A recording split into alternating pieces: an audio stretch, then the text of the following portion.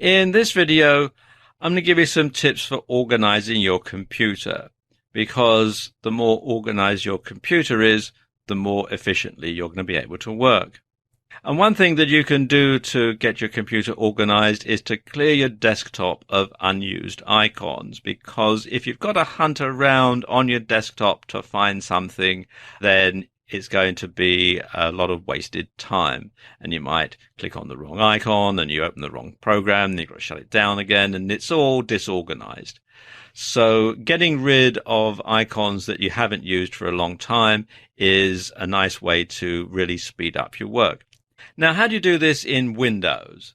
Well, years ago, when Windows XP was current, there used to be a neat little wizard that used to run every so often and would take note of when you last clicked on an icon, and then you could run this and it would clear it away to a folder called unused icons or something similar. But unfortunately, they did away with that with the Windows Vista upgrade.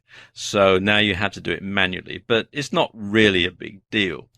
What you have to do is right-click on the desktop to create a new folder, and you can call it Unused Desktop Icons or something similar, and then just simply drag the icon to this new folder. And when you do need to refer back to that particular program, you can go to the Unused Desktop Icons folder and use it. But if it's one that you don't use very often, chances are that you'll have little cause to do that. And then all you have left on your desktop are the icons for programs that you use regularly. On a Mac, you can remove the icons manually to a separate folder, like on Windows.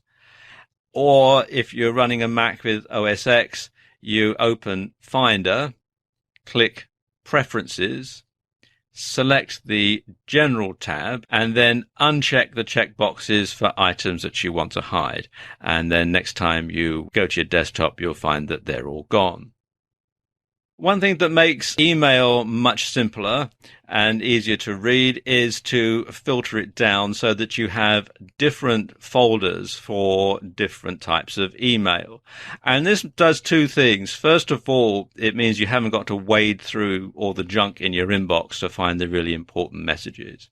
And secondly, you can find when someone has sent you an important message, or someone who is important has sent you a message. I'm going to use Mozilla Thunderbird for this demonstration. And I like Mozilla Thunderbird for several reasons. First of all, because it enables me to run filters very easily.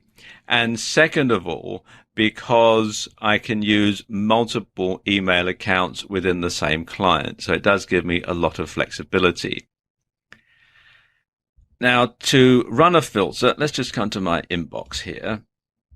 You can see I've got lots of different messages here going right the way back. And if I wanted to find a particular message from a particular sender, then it would be a lot of hassle to have to go through it one at a time. So to create a message filter, I'm going to come here to Inbox. And then on my Windows computer, I'm going to right-click and have New Folder.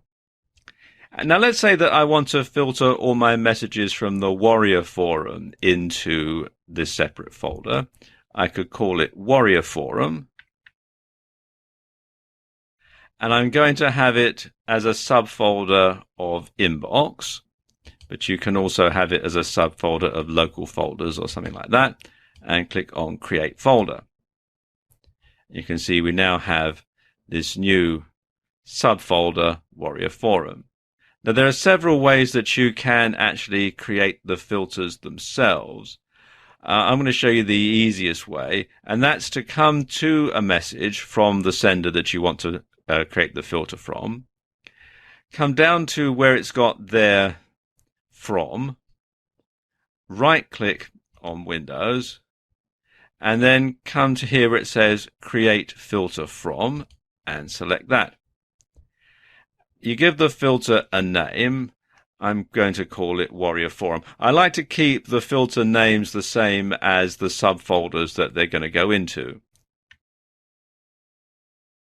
And then I can say when I want to apply the filter. I can apply it manually, and I can apply it when new mail comes in. And you can have it either before the junk classification or after. I'm going to leave it at the default settings for this demonstration. You can also select the checkbox for archiving or after sending. And then you can set the conditions that you want this filter to run under. And you can have it to match all of one or more conditions, any of them, or all messages. And you can set it to filter from the from, which is obviously what we're going to do with this filter. Or you can filter it by subject, or you can filter it by date or priority, or a whole bunch of other stuff here. And then you can have it match exactly, or you can have it, if it happens to contain certain keywords or a certain email address. And this is useful if you're going to be getting emails from different people within the same organization. You can simply have it contain the bit after the @ in the email address. I'm going to leave it at the default settings for this demonstration, but you can see the other settings here as well, like you can filter it if it's in your address book or if it isn't in your address book and that sort of thing. And then you can move the message to a different folder, and we've got the inbox, and you can see we've got Warrior Forum, so I'm going to select that and then click OK. There you go. Now you've got all the filters here, and you can see that they're enabled. And you can add a new filter from this dialog. You can edit it. You can delete it. When you have more than one filter, you can select the order that they're run in. So that's that. So I'm going to select that. And you can choose the folder that I'm going to run it on, which is going to be inbox. And now I can run it now. Like that. And you can see, if you look up here, it's moved all of the email messages that I've got from the Warrior Forum into this particular folder. So we can now close this.